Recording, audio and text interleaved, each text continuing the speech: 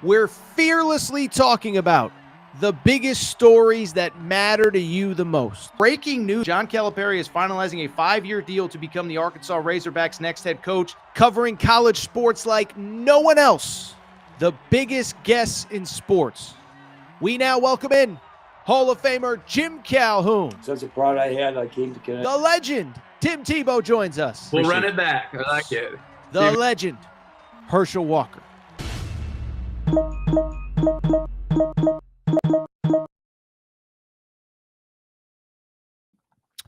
Welcome in, everybody. Monday afternoon edition, Aaron Torres Sports Podcast. I'm your host, Aaron Torres. Hope everybody's doing well. Hope everybody's having a great day. Doing something a little bit different here on the Aaron Torres Pod and Aaron Torres Pod YouTube channel. So here's the deal. We don't normally go live on Mondays simply because, listen, the Sunday show is late at night. There's not always a lot that happens from Sunday night to Monday, but we are doing ourselves a little conference championship preview episode of the Aaron Torres Pod, and it's for a very simple reason. One, this is my favorite week of the year, so get fired up. And then two, I think as importantly, conference tournaments, even the big ones, they start on Tuesday. Big 12 starts on Tuesday. I guess it would be the ACC starts on Tuesday, SEC, Big East on Wednesday, as well as the Big 10. So we don't got all week to kind of pussyfoot around. That's right. I used a grandpa term there. We're going to dive into all of the big conference tournaments. We're going to talk about the SEC, ACC, Big 10, Big East, Big 12, not in that order. And we're going to give previews. We're going to give picks. We're going to tell you who we think wins, how it goes down. By the way, if you can see us on Twitter, shout out to you because Twitter has been down all day. I don't know what the heck's going on with that app. All right, so before we get started, a couple quick things. One, by the way, we may talk a little bit about Steph Curry as well to wrap the show. Steph Curry, now the official assistant GM of Duke basketball. Before we get started, a couple quick reminders. One, make sure that you are subscribed to the Aaron Torres Pod YouTube channel. New clips, new videos going up every single week. We have surpassed, oh my goodness, 51,000 subscribers, as nobody mentioned in the chat. I owe someone some Collie Puffs. We'll get to that in a minute. But we're closing in on 51. Can we get to 60,000 before the end of the NCAA tournament? I think we can. Cannot do it without your support. Make sure you tag a friend, tell a friend. We'll be covering the portal, all that good stuff. So subscribe on YouTube. The podcast is also available on Apple and Spotify as well. Also, before we get started, how about this? Let's welcome back our friends. Let's welcome back our partners. There is no better partner to have in March than BetUS and the BetUS Sportsbook. Okay, so we worked with BetUS last year. They took us on a ride to Phoenix where we watched UConn beat the brakes off of Purdue in the title game. By the way, found out today that I am blocked by the official Purdue Twitter page. Maybe another conversation for another day. Anyway, BetUS took us to Phoenix last year. They are taking us to San Antonio for the Final Four. They are the sports book that you need to be working with this March. They are the partner, the friends of the Aaron Torres Pod. Here's the great thing about BetUS, though. It's not just that they're good people. It's not just that it's a great website, great app, all of that good stuff. It is that they are offering a very special deal to listeners of the Aaron Torres Pod. That's right. So how about this for a deal? This is the best deal going anywhere, I believe, in the sports gambling space. How about this? The offer that they're giving, first-time depositors, okay? First-time depositors, you get a 150% deposit match on your first deposit when you use promo code YouTube150, okay? So in other words, you want to bet on the conference tournaments, you throw $100 in at BetUS. Very easy to do, very simple, all of that good stuff. If you use YouTube code YouTube150, they're going to give you $150 free to play. So you deposit $100, they give you $150. Here's the best part. If you somehow lose all that, guess what happens from there? You can then make a second deposit and get a 125% deposit match, a third deposit, 125% deposit match, and all you got to do is use the code YouTube150 at checkout. This deal is unbelievable. This deal is awesome. You need to take advantage. We appreciate the support of BetUS. We appreciate everything that they do for the Aaron Torres Pod. With that said, it's a busy Monday. Twitter is down. It's kind of crazy, but conference tournaments start on Tuesday. So there is no more time to waste. Let's get to Topic of the day. We're going to hit on all of the big conference tournaments. What we're going to do is pretty simple, pretty straightforward. We're going to give you the odds via BetUS Sportsbook. We are going to, from there, give you kind of the big stories, bubble talk, underdogs, all that good stuff, okay? And so let's start with, listen, there's only one place to start. It is beautiful Nashville, Tennessee. I am wildly jealous that I will not be there for the SEC tournament. I think in 2026, I got to get there. Best conference in college basketball, 13, maybe 14 bids coming out of that league. So let's start with the SEC. First of all, producer Matt, if you could give us the odds via the BetUS Sportsbook in the SEC, here are the top 5. Now, to be clear, for all of these conferences, we have odds on everybody. So if you're a Georgia fan, a Texas fan, whatever you want to bet on your team, odds are all available at the BetUS Sportsbook, but Auburn is the favorite at plus 150, Florida at plus 300, Alabama at plus 400, Tennessee at plus 550, Kentucky at plus 2,500. Big story in this one. So what is the big story coming in? Listen, I think it's the SEC's pursuit of a record-setting number of NCAA tournament bids. Now, I believe they have largely already clinched at least a record-setting amount of 12. In my opinion, basically, so first of all, to even backtrack, I think everybody knows record for most NCAA tournament bids. It was the Big East with 11 back in 2011. UConn won the national championship that year. No big deal. Kemba Walker. But I bring it up because the SEC all year long, it has been a conversation. Are they going to get more than 11? I think at this point, it is set in stone. They are getting more than 11. I think the question is, does it become 13? Does it become even 14? I guess in theory, you could get a 15th if LSU or South Carolina were to win the conference tournament. I don't expect that to happen. But let's go ahead and dive in, because I think, to me, the big story is, can you get more than 11? You're going to, but just how many it is. Let's start with the bubble. First of all, bubble-wise, we've talked about this so many times. I don't need to keep going over it. I believe there are 3 teams that some people would tell you are pseudo-bubble teams that I believe have essentially already clinched an NCAA tournament spot. I believe that Arkansas over the weekend, listen, I believe they clinched a tournament spot. I just do.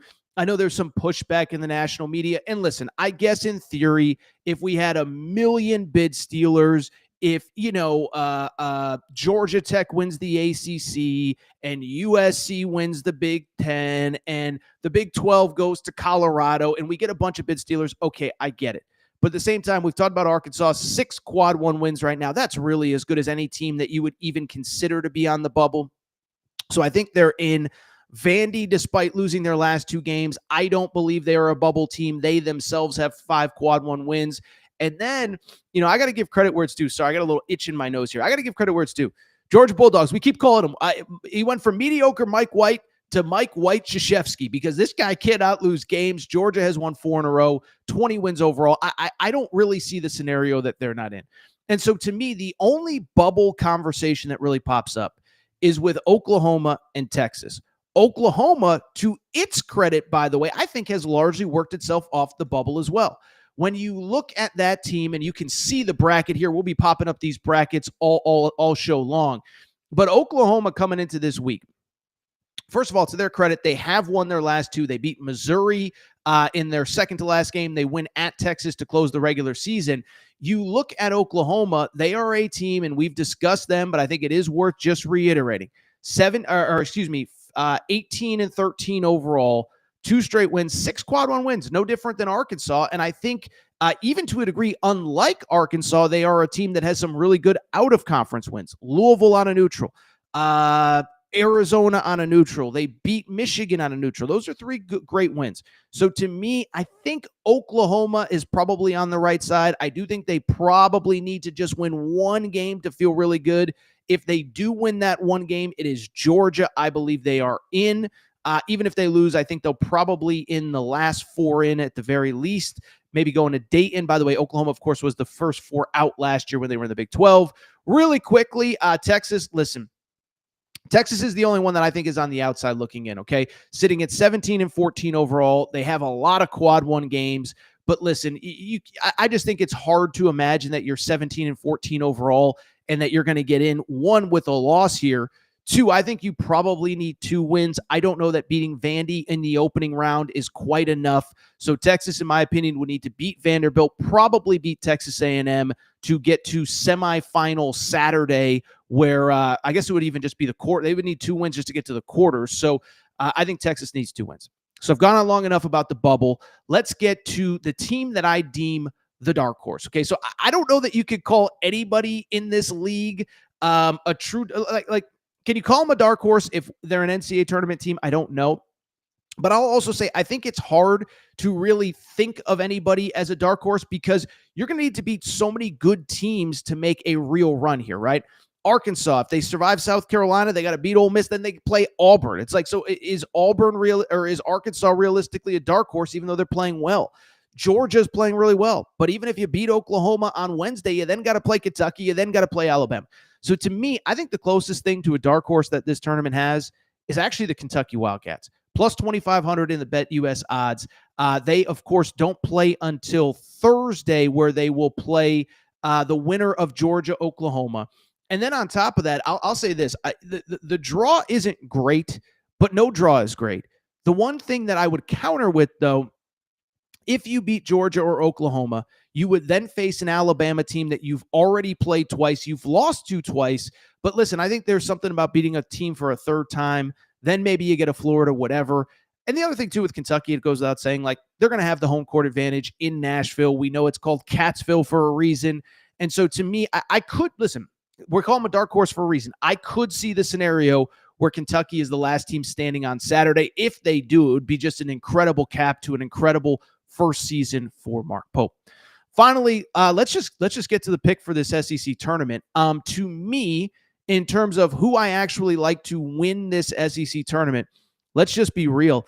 It's going to be crazy. It's going to be insane for all of you that are going to be there. I am very jealous. I'll probably take, this is going to be a little bit surprising, I think I like the Florida Gators to win the SEC tournament. Let me explain why. First of all, top half of the bracket.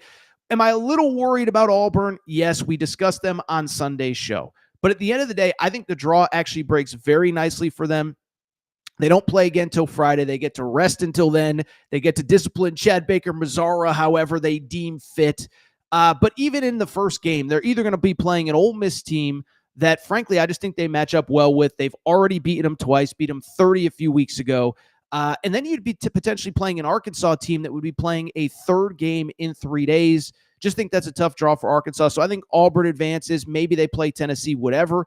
But the bottom half of the bracket, I just think Florida is a bad matchup for Alabama. They have the size to match them, the physicality to match them. You know, Nate Oates talked about it after Alabama beat Auburn, how badly Florida beat them on the boards. And so I just think it's a bad matchup for Alabama. I have Florida advancing out of that part of the bracket. They would play Missouri likely in the first game. Missouri is not playing well. And then I'll take, how about this? The reverse of last year. Sunday, it was Florida losing to Auburn in the championship game. This year, I like Florida beating Auburn in the championship game. And I think what that would say, point blank, end of story, is that if Florida wins that game, if they win the SEC tournament, beating Missouri, Alabama, and Auburn potentially in the SEC tournament, I don't see how they don't get that fourth number 1 seed. I said it on Sunday's show. I think there's a possibility the winner, if they play, of Alabama and Florida would get the final number 1 seed. Let's keep it going. Let's get to the next bracket. Let's get to the next conference tournament. How about the Big 12? Big 12, listen, you know, I don't think it has the depth of the SEC, but those top 5 or 6 teams are really good. Kansas City, I think, is a great host for this. And I think some of the schools that are kind of new to the league are going to bring a lot of fans. I think BYU is going to bring a lot of fans. I think also Arizona in their first trip to Kansas City will bring a lot of fans. They used to call the Pac-12 tournament the Arizona Invitational. So this is a fan base that loves to travel for conference championship week. I think it's going to be a really fun environment in Kansas City. Let's go ahead and look at the BetUS Sportsbook odds. By the way, remember, BetUS, you can get a 150% deposit match on your first deposit when you use code YouTube150 at checkout, plus 125% deposit match on your second and third deposits. Those are the BetUS odds. Houston, not surprisingly, 19-1 is the overwhelming favorite in this tournament. Texas Tech, the 2 seed, is number 2 at plus 425. kind of surprising. Iowa State is actually the 3 seed in this event, but they're plus 600. Arizona plus 750. The BYU Cougars, who outside of Houston are as hot as anybody in this conference, winning 8 straight coming in. BYU is plus 1,200. So what's the big story? I'll be transparent. I don't know that there's like this huge earth-shattering story coming into this tournament. Houston is the regular season champ for a second year in a row. I think it's kind of maybe a little bit understated how dominant Houston was throughout this season. 19-1 in the regular season. I heard this stat. Houston has lost 1 game since the end of November. That is maybe the craziest stat that nobody is talking about. So Houston's dominance is kind of a story, but I think the BYU story is cool. Is it the biggest story coming into the tournament? I don't know. Is it the bubble? The bubble isn't that crazy. You know what the coolest story might be, in my opinion? And by the way, first time for Arizona. So there's some interesting narratives. The one thing that I'm sort of interested in is we could potentially on Thursday get a BYU Iowa State rematch after a week ago when it was the craziest game that maybe we've seen all year. So those are the odds. That's the biggest story. The bubble picture, I'll be real, really pretty quiet in the Big 12, okay? So Baylor is, I would consider them a bubble team. Baylor is, to their credit, to their credit, they needed to win their last 2 games. They get it done. And so to their credit, they are right now, I do think pretty much on the bubble, 17-13 overall.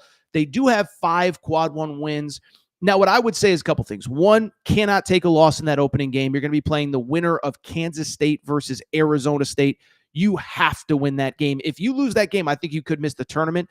But even then, on top of it, I think to really feel good, you have to beat Texas Tech. But I think Baylor is probably on the right side right now. I think for Baylor, it's more about avoiding like a truly catastrophic loss than it is accumulating a bunch of good wins. Who doesn't need to accumulate good wins is Cincinnati.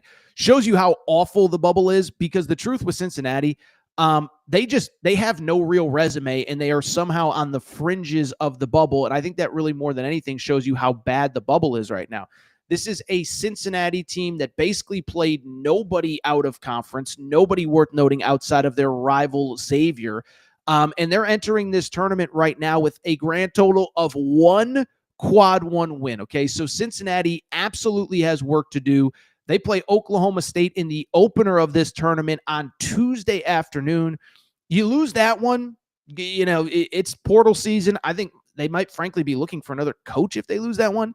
But even if you win, I think you really have to beat Iowa State and maybe BYU to be in the tournament picture, because you just don't have a resume. 1 quad 1 win all season long.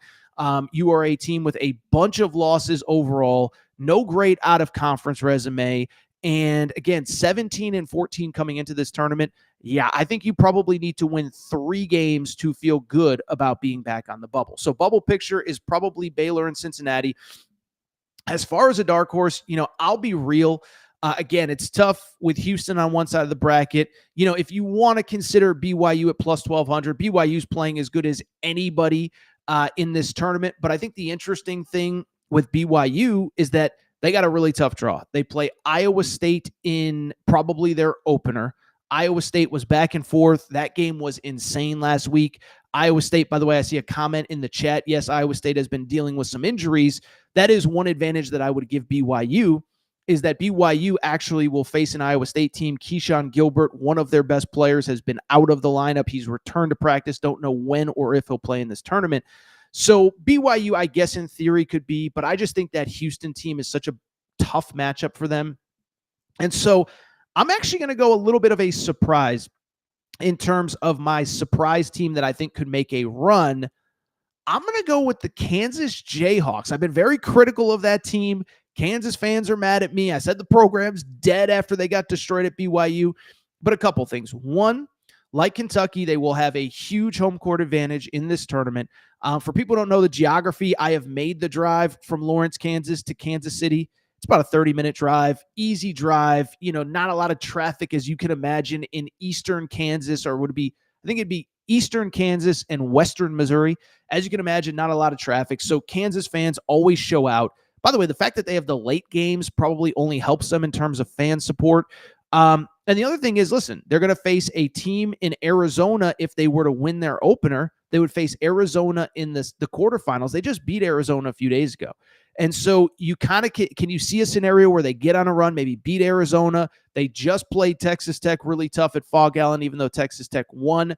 Kansas, to me, is the team that I think in theory I could see hypothetically being a dark horse, being a sleeper, being somebody that could potentially pull off a hypothetical run in this tournament, just like how the bracket breaks for them. And to their credit, they have played better the last couple weeks, the last couple games, could have, maybe should have beaten Houston on senior night at Houston, and then did take care of Arizona at home at Fog Allen Fieldhouse.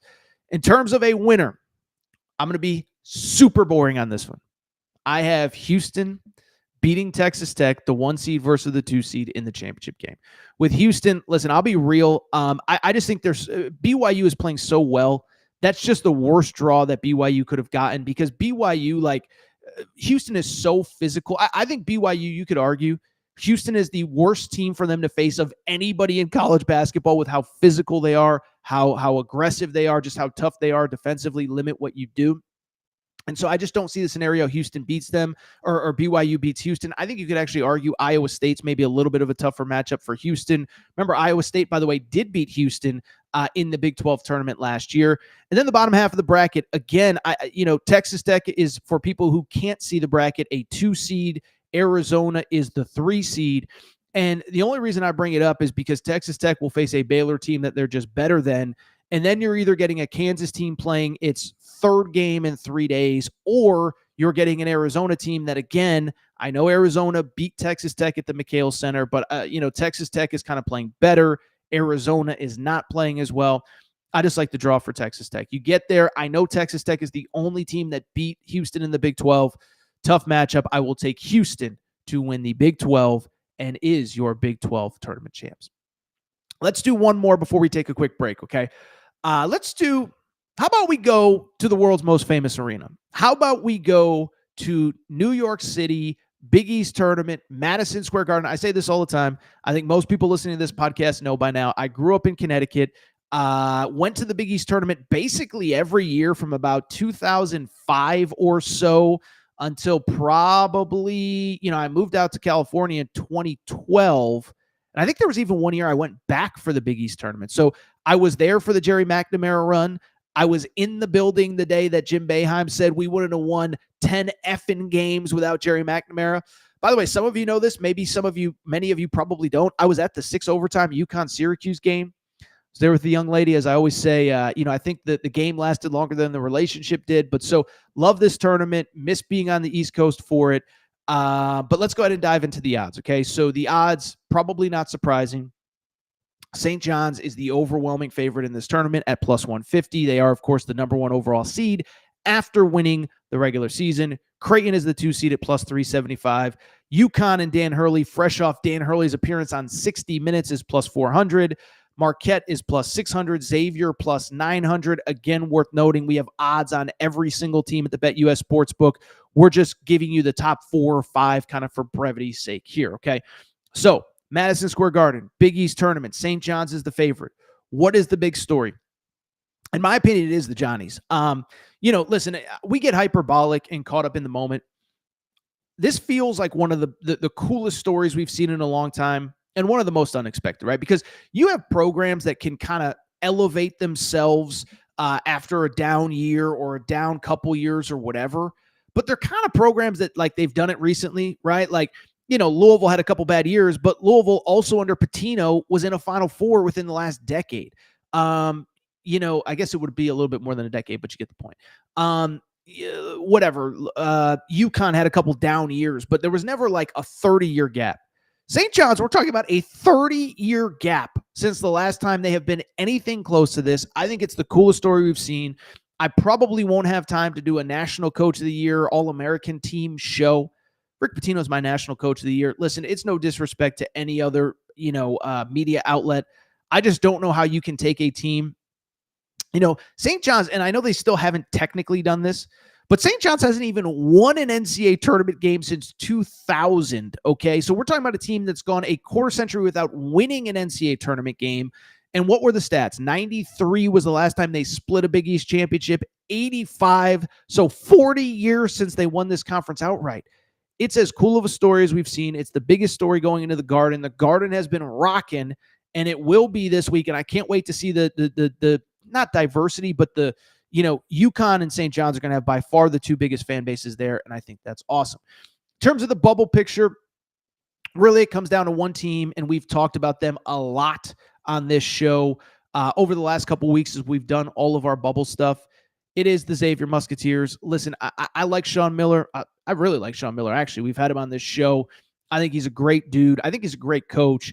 I think they're probably right now in, but there's a couple variables with them. Is one, first of all, they only have one quad one win. Why that's important is I think if you lose your opener, even if you win your opener, but if you lose your opener, you might still be in, but you are sitting on pins and needles because you're hoping that there's not a surprise winner of the Mountain West or a surprise winner in the ACC or a surprise winner in the Big Ten or wherever, because I feel like that's the kind of team that would get picked off in a conversation about bubble, about this, about that, about resume. And I think they're the kind of team that would lose a spot to a bid stealer. One quad one win, just I don't know that it's going to get the job done. And so where the bubble picture becomes interesting, Xavier opens on Thursday afternoon. They are in the 4-5 game with Marquette. I think that Marquette game is kind of important. You beat Marquette, you get a second quad one win. You'd probably have to beat St. John's to feel really, really, really good. I think if you beat Marquette, though, you're probably in reasonable position to have an NCAA tournament resume. At that point, you'd have 8 wins in a row, even if you lost to St. John's, 8 in your last 9 games. I know that the committee, by the way, because somebody will get in the comment section, I know the committee no longer looks at the last 10 games. That was a metric that the committee used to use. They don't do that anymore. It does not change the fact that I think Xavier beat Marquette, you feel good. You beat St. John's, I don't see how you were left out. So Xavier's on the bubble. Villanova fringes of the bubble. Villanova would really have to make a run. I think for Villanova to even be in the tournament picture, probably need to get to I think if you get to the finals, maybe that's enough to get in. Villanova opens with the 6-11 game against Seton Hall. They would then play UConn. They would then likely play Creighton. You win all 3, you're good. I think even a win over Seton Hall and a win over UConn probably is not enough. Obviously, if you get to the final and you win it, that's a different conversation. In terms of long shots, okay, so the bubble is Xavier, maybe Villanova. In terms of long shots, one, it's hard to pick anybody other than those top 3, top 4. There's just such a separation between the top and the bottom. Most leagues, right? Like, most leagues like a big, an SEC, a Big Ten, there's not a huge gap between the top and the middle. I feel like the Big East, there's a very clear top, there's a very clear middle, and then the bottom is just really not very good. You get past Marquette, you get past Xavier in that 4-5 game. Villanova's not playing well. Georgetown, I think, was playing well for a while, but they're dealing with injuries. DePaul, to their credit, has won 2 straight coming into this one. I don't know. But I would say most of the teams playing Wednesday, they're much more concerned with the portal and next season than they are with actually making. Listen, they all want to make a run at the Big East tournament. I just don't know how many are realistically capable of doing it. I guess you could argue if you're looking for a dark horse, one, can you call UConn a dark horse? Probably not. I know they're 3rd in the odds, but listen, they're going to have home court advantage. The team that I would say in theory could be a dark horse, I guess, would be Nova. Nova has Seton Hall in the opener. If they play in the second round, they play a UConn team that they already beat once. They were up by 14 points in the second game before melting away. So I guess in theory, Villanova could make a run. I just don't really see it, not from that team, not with the way they are playing. In terms of a pick, in terms of a prediction, in terms of a winner, listen, I trying to, I don't want to undersell or oversell the Big East.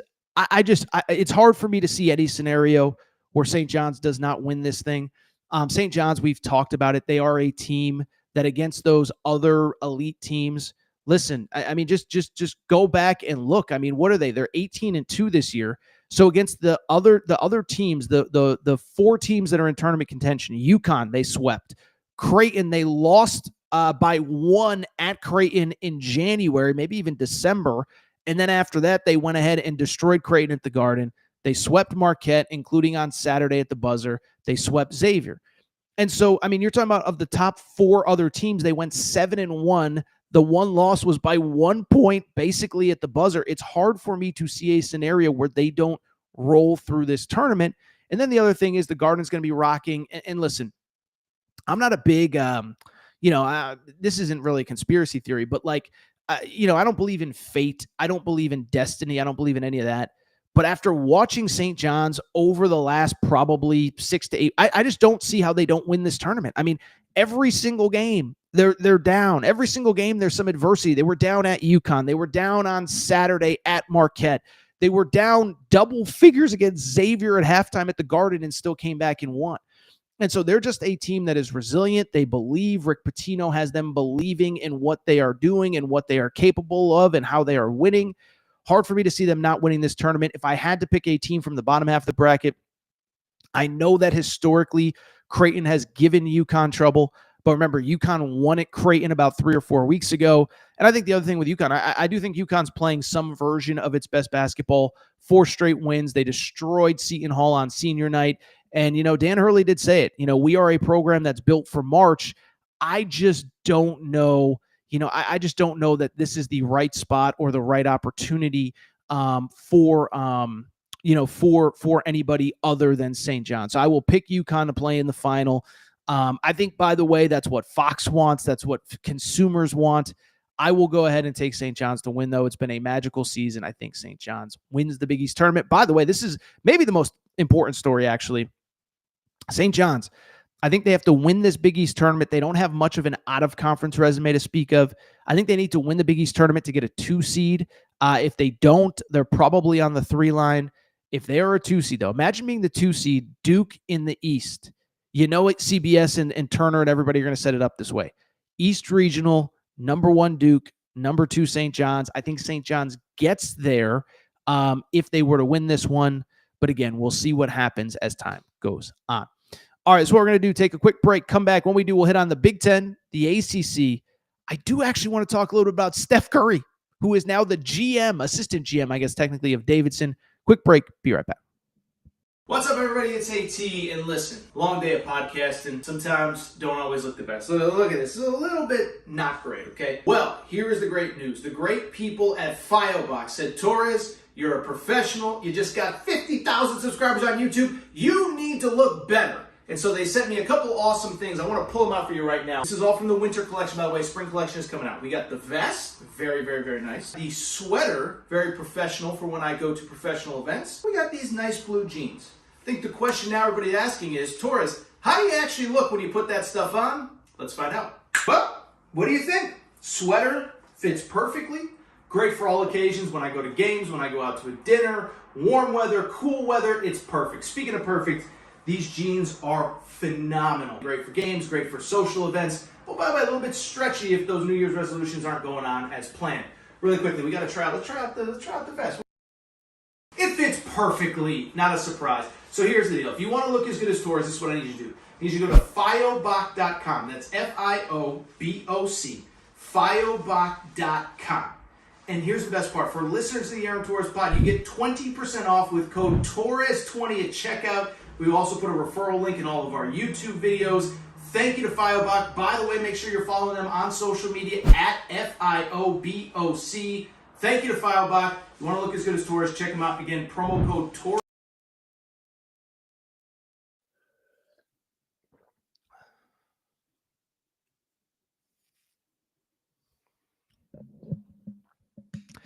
All right, everybody. I'm back. Good to be back.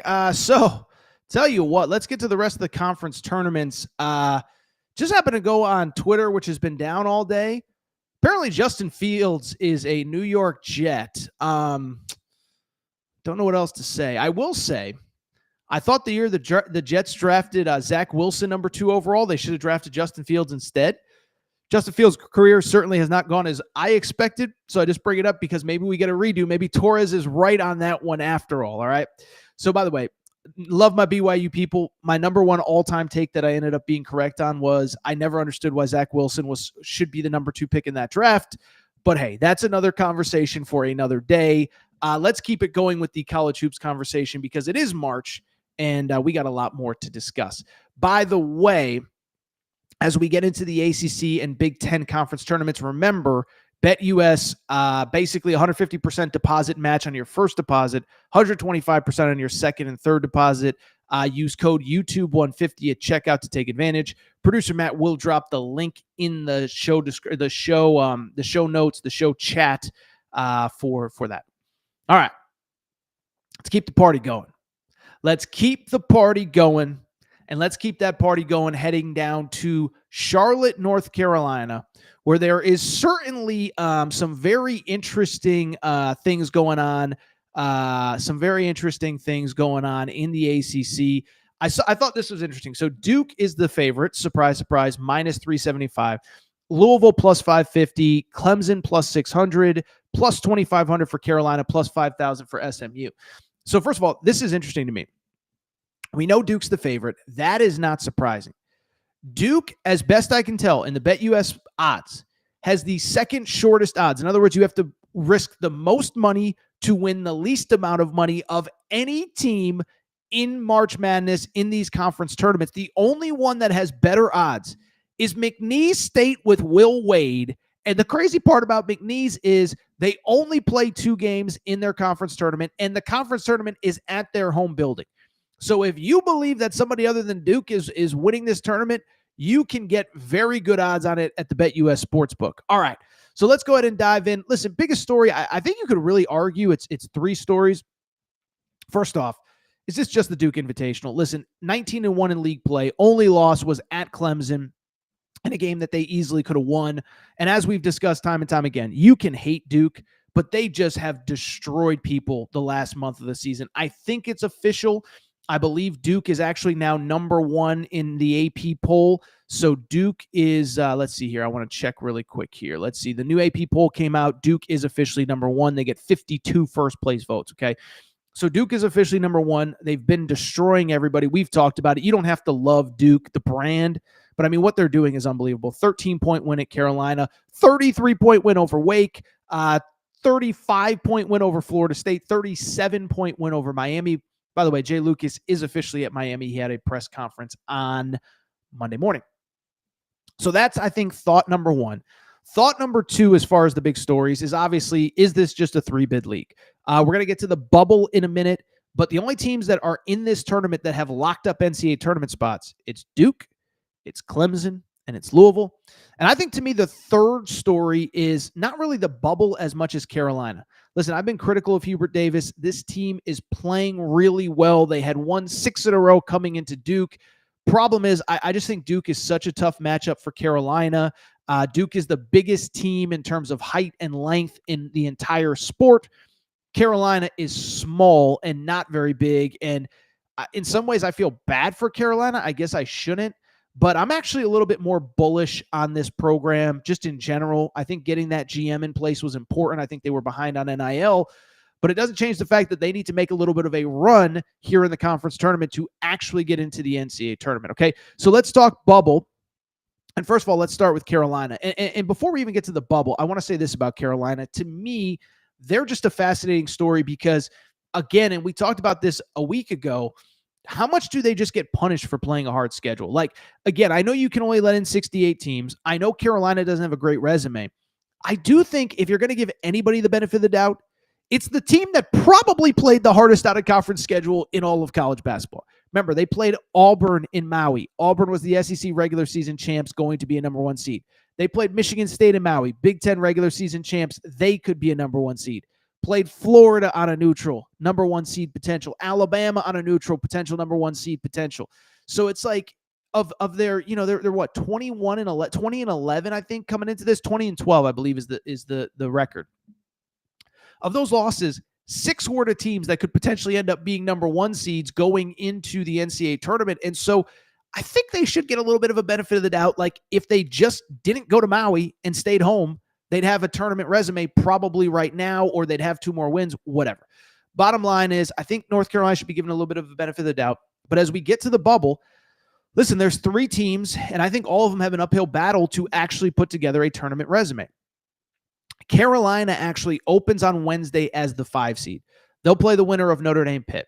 I think that goes without saying. You lose that one, you're not getting into the NCAA tournament, okay? So that one is pretty obvious. Where it gets interesting, though, North Carolina as the 5 seed will play Wake Forest as the 4 seed in the quarterfinals on Thursday. That is certainly a bubble elimination game. Both teams, Wake Forest is really on the fringes of the bubble conversation right now. They just took so many bad losses late. Virginia at home, at Florida State. North Carolina, I think they're probably in the bubble mix a little bit more than Wake Forest, but this is another one. If you lose this game, it's hard to see either team getting in. For North Carolina, this would actually be a quad 2 loss. I think for Wake Forest, it at least gives you another quad 1 win, but both teams need to win. And then the unfortunate thing for both teams is even if you win that game, you are on the wrong side of the bracket because you would have Duke in the semis, barring Virginia or Georgia Tech beating them, which, by the way, people, it ain't happening, okay? So Wake Forest, North Carolina needs to win their opener. Whoever loses that Wake Forest, North Carolina 4-5 game is out. I think even whoever wins probably needs to beat Duke to have any real, feel good going into Selection Sunday. We'll see if that happens. Other bubble team, bottom of the bracket, SMU, 6 seed. SMU, their problem, 0 quad 1 wins right now. 0 quad 1 wins. So they will play the winner of Florida State and Syracuse. I think with SMU, listen, you got to beat Clemson, probably got to beat Louisville to get into the bubble mix. The issue is, for me, I just don't know if it's going to happen. SMU 22-9, 0 quad 1 wins. And I'll tell you, I think Clemson's just an awful matchup for them. Clemson, say whatever you want about Clemson. Bunch of grown-ass men, excuse my language, grown you-know-what men in that team, on that team, and in that program. And so it's hard to see the scenario where SMU, a team that just played Clemson and got obliterated when they played a few weeks ago. It's just hard for me to see a scenario where SMU pulls off the upset. So those are the 3 bubble teams. They all need wins. As far as dark horses are concerned, it's just hard for me to see anybody other than those 3 NCAA tournament teams, Louisville, Clemson, and Duke, winning this conference tournament. Listen, I think Stanford is kind of interesting as a 7 seed to make a little bit of a run, 19-12, 11-9. Problem with Stanford is they lost 1, 2, 3, 4, 5. They've lost their last 5 games away from home. Okay, so the west to east travel has not been great for Stanford. But even then, you'd have to beat Louisville, who you just lost to this past weekend. And I could sit here and lie and pretend. I don't see the scenario where anybody makes a real run. So who ends up winning this tournament, how it goes down, I'll be real. I think that late semifinal, Louisville and Clemson, will be awesome. It's weird because I think Louisville matches up better with Clemson in some ways than Duke does. But I think Louisville gets the win. Listen, Pat Kelsey is a beast. Okay, what he has done is unbelievable. And I'll say this too, even like Clemson and Louisville finishing 18-2 in this league is probably not getting enough credit because of the fact that it's just like, man, dude, Duke ran away with it. The bottom is so bad that we aren't acknowledging Louisville and Clemson enough, both finishing 18-2. Do think Louisville beats Clemson. Think Louisville plays Duke tough. They actually played them very tough when they played at the KFC Yum Center to really early in ACC play. It was either late December or early January. I actually think it was late December. I think college football was still going on. And so bring it up because that's who I have winning that conference. Again, it's just very hard for me to see any scenario where Duke loses. I do think Louisville will give them a game, but I do have 1 versus 2 with Duke winning the ACC tournament. By the way, I think if Clemson gets there, Clemson can give Duke fits because Clemson is just a really, really, really tough, grown-up adult team that is not afraid of that Duke team. All right, last thing before we last tournament. And then, by the way, I do want to get to the Steph Curry news of the day. Steph Curry, the assistant GM at Davidson. Really quickly, though, let's go ahead and talk about the Big Ten. So the Big Ten is the last tournament that we have not discussed. I want to go ahead and dive in. And let me just say, I think it's going to be fun. It's in Indy. Here are the odds. Michigan State is plus 250. They are the favorite. And 1 seed, Maryland, the 3 seed, is plus 400. Wisconsin plus 600. UCLA plus 650. Purdue plus 650. Producer Matt, throw up the bracket, because what's interesting about that right there, Michigan is the 3 seed. I think I said Maryland is the 3. Michigan is the 3 seed. Michigan is not in the top 5 in the odds. So you have two teams that will open on Thursday in the second round of the tournament. And Michigan has the double bye into the quarterfinals, and they are not in the top 5 in the odds. And so it shows that Michigan isn't playing very well. But let's go ahead and dive in. As far as the biggest stories are concerned, I think there's a couple. One, Michigan State. I think they're probably a little bit more in the number 1 overall, not number 1 overall seed, but in the number 1 seed picture as maybe people give them credit for. They are a team that, listen, we're talking about Florida. We're talking about Tennessee, Alabama for that last number 1 seed. Michigan State, just ran away with the Big Ten regular season title. They won it by 3 games, 26-5 overall. And here's the other thing with them. 12 quad 1 wins is the second most in the country behind only Auburn. And so if they run the table, I think they're in the conversation. Now, the issue becomes, as we've discussed many times, is the fact that Michigan State, if they were to win the championship, would not win it until 2 minutes before the bracket comes out. So basically, I think that they would have to advance to the finals, and the bracket basically would be set on Saturday going into Sunday. They're either going to be a number 1 seed or they're not. I would still guess they're maybe out of the picture, but I think it depends what they do. I think it depends what happens in the SEC. And I think it'd be interesting, right? I mean, imagine if, say, Michigan State lost the Big Ten championship, but, say, Alabama won the SEC. If Michigan State got that 1 seed, you'd sit there and wonder, was this bracket put together a little ahead of schedule? All right, so that's number 1. Number 2, I think Indiana's an interesting story as well. Mike Woodson, his last hurrah as Michigan or as Indiana head coach, he wants to keep it going into the NCAA tournament. And so with that, let's go ahead and get to the bubble picture in the Big Ten, because I think that one becomes very interesting as well. First of all, Indiana, they're much like Arkansas. They're much like Vanderbilt. I think they're basically off the bubble. Indiana, listen, it's been an up and down kind of a season for sure, but they are sitting here going into this tournament 19-12, 4 quad 1 wins, 0 losses outside of quad 1. So they do have 12 losses in quad 1. But a couple things. Again, I know the last 10 is not a metric that the committee uses, but they're playing much better. 5-2 in their last 7. A couple really nice wins. Remember, they won at Michigan State, who, of course, is the Big Ten regular season champ. They are a team that won against Purdue on the road, Purdue at home, So they have a couple nice wins. I also think the bracket breaks very nicely for them. They're playing an Oregon team in the opener in the 8-9 game that basically is a game. They just played Oregon on the road, and Oregon, they probably should have beaten Oregon. They had a chance to win it late, and so that's a nice matchup for them. And then they would get Michigan State. And I think what's interesting is those are 2 quad 1 opportunities. There's no bad loss for them to take, basically. So I think 1 win absolutely locks in the tournament. I think a second win, there's no doubt about it. I think even if they lose, at worst, they're going to Dayton. Again, this is all barring absolute bid stealing insanity, okay? Really quickly, the rest of the bubble. Sorry, I need a sip of water there.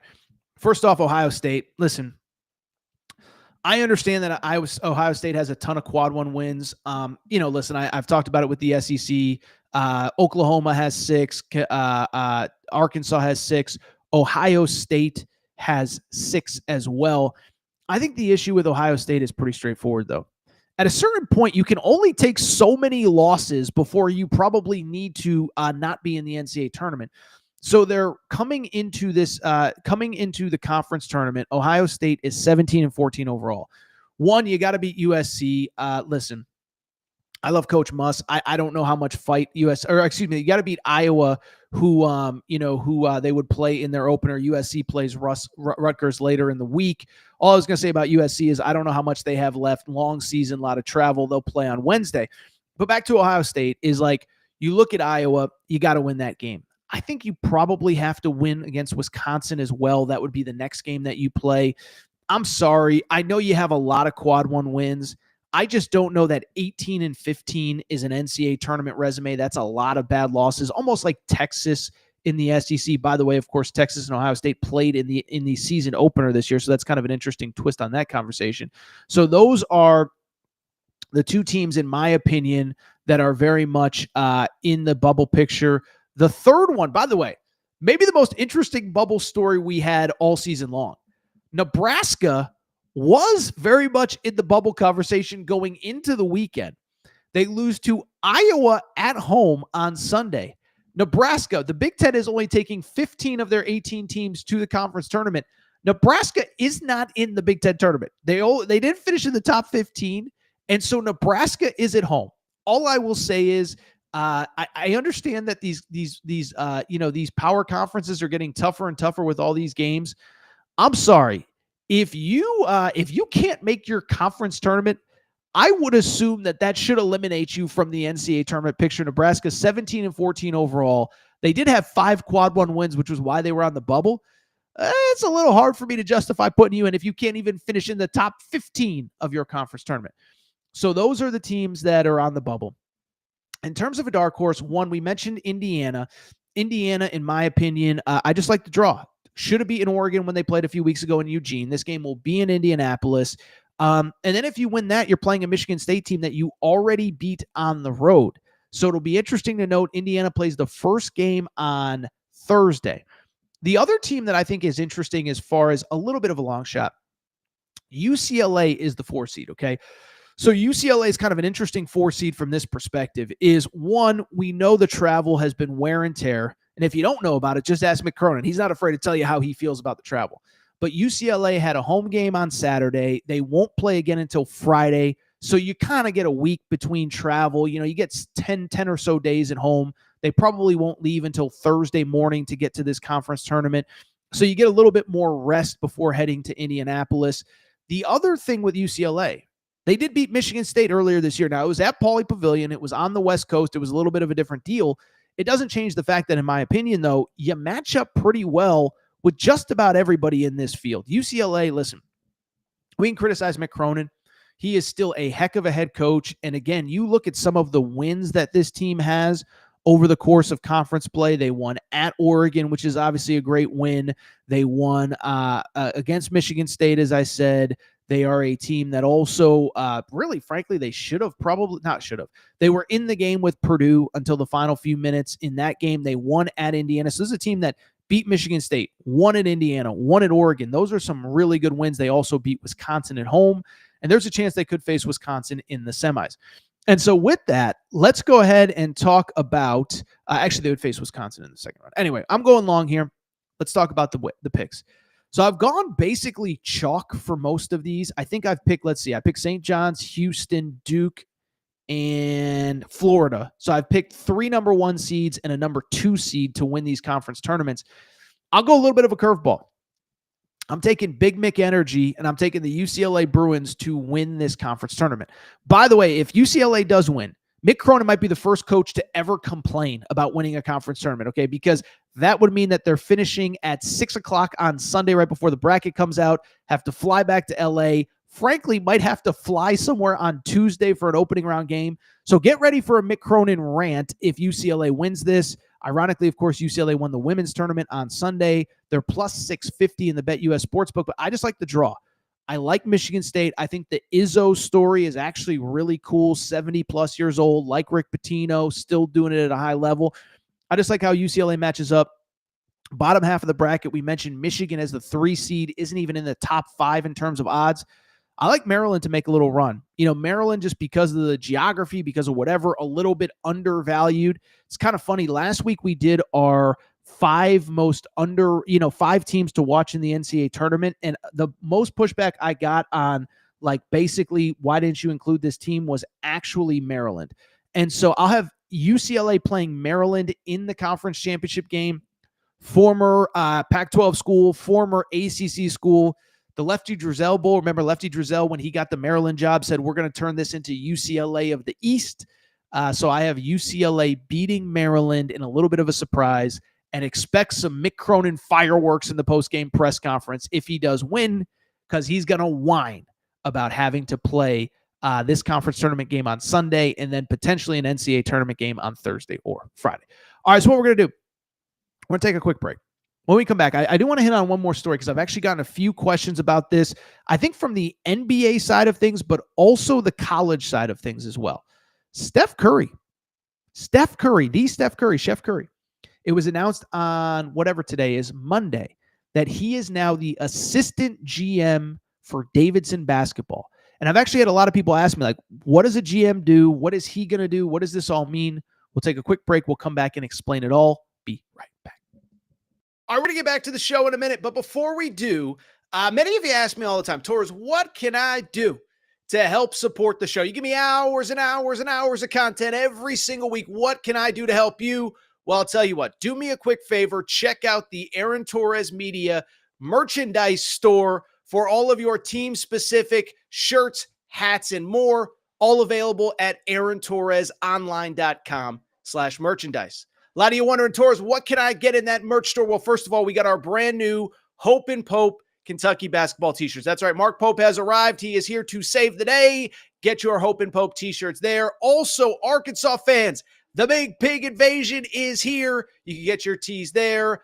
Basketball School Alabama shirts. Mora Hurley 2024 UConn shirts for your tailgates at Rentschler Field, your games at the XL Center or Gamble. And oh, by the way, your Mike effing Woodson gear for Indiana. If you love football, we got you covered too. We got more Dion shirts and hats than we even know what to do with. The freeze warning has hit the plains. Auburn fans, grab your freeze warning tees now. And of course, our new era, new rules shirt applies to Nebraska football and its incredible fan base. We have more coming for the fall, plenty in stock right now. So make sure to check out the Aaron Torres Media merch store at aarontorresonline.com/merchandise. And you can always hit me up with any questions. Aaron Torres Podcast. All right, everybody. I'm back. Good to be back. Final segment of the show. So good to be back. Do appreciate everybody joining us on a Monday afternoon. As I said, we don't normally go live on Monday, but with conference tournaments starting Tuesday, we had no choice. By the way, next show will probably be Wednesday night, recapping the first big day of conference tournaments. That is the opener of the SEC. That is the opener of the Big Ten. Actually, we'll have some interesting results to discuss. Big East opens that day. And of course, by then, we'll have a little bit of a better picture of what's going on in the ACC, where, again, there's a couple teams that need some wins, most notably North Carolina. So Wednesday night will be the next show. By the way, that's assuming nothing crazy happens on Tuesday, because as we know, this time of year, crazy stuff happens all the time. All right, with that said, I do want to go ahead and wrap with one more story. By the way, I appreciate everybody joining us here on a Monday afternoon. The story I want to go ahead and wrap with, very interesting story. And I've actually gotten a lot of questions about this, and so I want to take a minute to talk about it. But I think it's actually a very cool story as well, as on Monday morning, it was announced that Steph Curry, yeah, that's Steph Curry, former Davidson legend, Davidson alum, is going to be the assistant GM at Davidson, his alma mater, okay? Why that's noteworthy, really two reasons. One, everybody's hiring GMs these days. It's all the rage. I have some people asking me in the comment section about Kentucky, Louisville. Will they hire GMs? We'll talk about that in a minute. But it's also noteworthy because he is still in the NBA. And so, yeah, he's going to be pulling part-time duty as he gets set. He's probably got, 4 or 5 years left in the NBA. If that, I think he's 35. He'll be 37 this year if he isn't already. I think he turns 37 later in March. So, he's coming towards the end of his NBA career. He's looking at his future, and he is going to be the assistant GM at Davidson. First of all, before we get into what a GM does, let me take 30 seconds and just credit Steph Curry, okay? I think over the last couple years, and maybe it's not going to be so much this way in the NIL world, but kind of, 4 or 5 years ago, like when everybody was anti-NCAA, it was like kind of like trendy to kind of trash on your alma mater, trash on your school, like, oh, they made so much money off me and I made nothing. And it's like, I don't know if I'd say that, or, it'd be like, oh, I should have gone to an HBCU, or it didn't matter where I went. Like, I seem to remember, and I'm not trying to be critical, I seem to remember like DeMarcus Cousins kind of saying something about like, just wish I had gone to an HBCU. Why did I go to Kentucky? It's like, dude, DeMarcus, I know everybody on the team. I know all the coaching staff. You had a blast at Kentucky, so stop it, okay? Well, I bring it up Steph Curry, to his credit, just gave a great statement about what Davidson meant to him. He said, the Davidson experience is top notch. My journey from when I got to Davidson in 2006 to now demonstrated that I had the opportunity to play basketball at the highest level, get a great education, an amazing network through the Davidson alumni, and continue to wave the Davidson flag. I want very talented, high-character student athletes to have that same experience. So first off, it's just cool to acknowledge, like, this school was awesome. It changed my life. Thank you, Davidson. So that's one. But two, I think there's really kind of two different questions within this conversation, okay?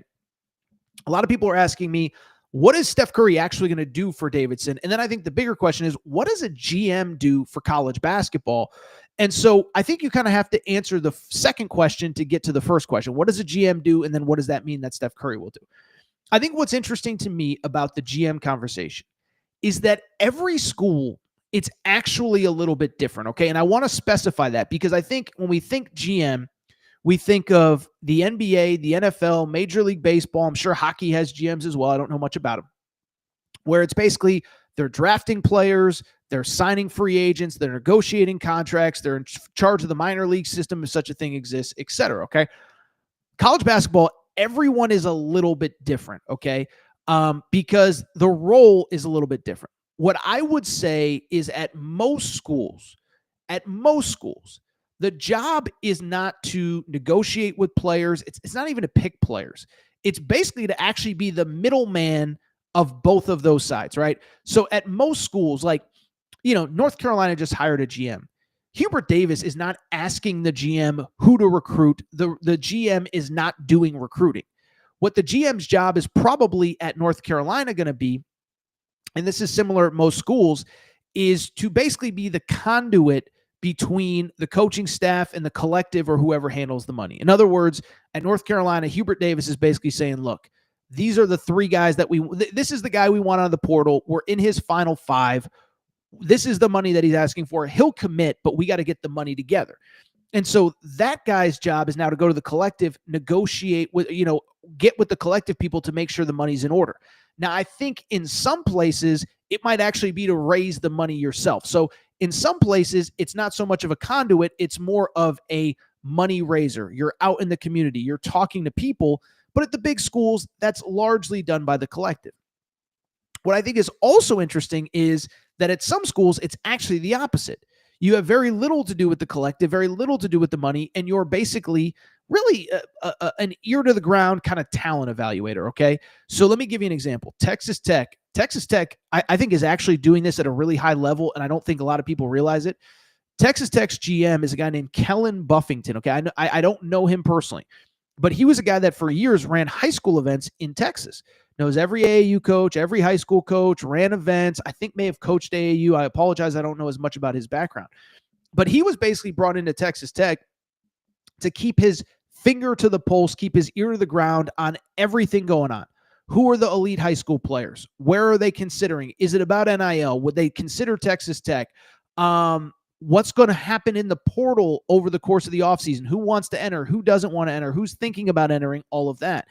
It was interesting. I don't think he would mind me saying it, but, Justin Young has a similar role at BYU. I don't know if he's technically the GM, but he's another guy with an AAU background. And so he basically said, like, my job is to, we're BYU. We're a little bit different. We're not going to be for everybody. So, hey, who would be interested in coming to BYU? Who would not be interested in coming to BYU? Who would come to BYU for the right NIL money? Who doesn't care about NIL? There's so many variables. And so at some places like a Texas Tech, like a BYU, it's more of a player, not really evaluation, but just your ear to the ground, who would be interested, who would come, who wouldn't, stuff like that. So I think it's all a little bit different. By the way, and this might be the most noteworthy one relative to Steph Curry, I think probably the most notable one relative to Steph Curry is like an Adrian Wojnarowski. So Woj at St. Bonaventure. Remember, this was a guy that was an NBA reporter and had all these contacts in the agent world, in the, the shoe world, etc. And so you've seen Woj. Woj clearly is not a talent evaluator. Woj is a guy that's kind of using that relationship to create NIL opportunities for St. Bonaventure. So how do we get more games on TV? How do we get a new shoe deal? How do we get this? How do we get that? That's what Woj does. And my guess is that's going to kind of be what Steph Curry's role is with Davidson. He's not going to be evaluating players. I don't think he's going to be negotiating contracts, to say the least. I think what he's probably going to do is he is probably going to be in a scenario where basically, one, he's just a huge ambassador for the school, right? I don't even know what the NCAA rules are anymore as far as if, who's allowed on what Zoom calls and who's allowed at what visits and this and that. But I assume if there's a kid in the portal, they need to close the deal. If it's NCAA compliant, I'm not accusing Davidson of breaking NCAA rules, but my guess is they'll get Steph Curry on the phone. They'll say, hey, can you have a conversation with this kid? Can you close the deal? Blah, blah, blah, this and that. Two, I'm sure he's going to, through his network of things, create new opportunities for Davidson. And basically, I think he's going to create some new opportunities, right? If that's something with his shoe line, he has his own shoe deal. He works with Under Armour. Davidson has an Under Armour deal. Is there a way to connect Davidson with a special Steph Curry exclusive and a percentage of the sales goes to Davidson? I don't know. But to me, that's probably the most realistic way. I don't know, what other, relationships Steph Curry has in the endorsement world, so let's just say hypothetically he works with Gatorade. Is there a way to get Davidson players into a Gatorade commercial? I don't know. Really quickly, I've seen a couple other people ask me this. Specifically Kentucky and Louisville, are they going to hire a GM? Listen, I believe in the next 5 years, I think everyone's just going to have this role. Bottom line is you just need somebody, like I said, the coaches have to coach. And you need somebody to, again, be the conduit between the athletic department and the money people, right? The best example, I think, is probably Rachel Baker, the original GM. Duke was the first school to hire a GM. And John Shire was basically just like, I need somebody. I can't be chasing donors. I can't be negotiating with kids. These are the players that we want. You work with the school to make sure that the money's right, or with the collective to make sure the money's right. And I think that's where most schools are going to go with that GM role.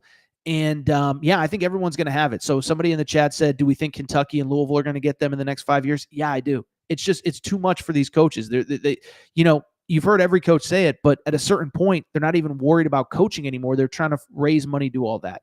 So I think it happens. I think it's coming soon. I think it happens everywhere. All right, I'll tell you what. First of all, the chat was great today. We do have to go ahead and get out of here, though, right?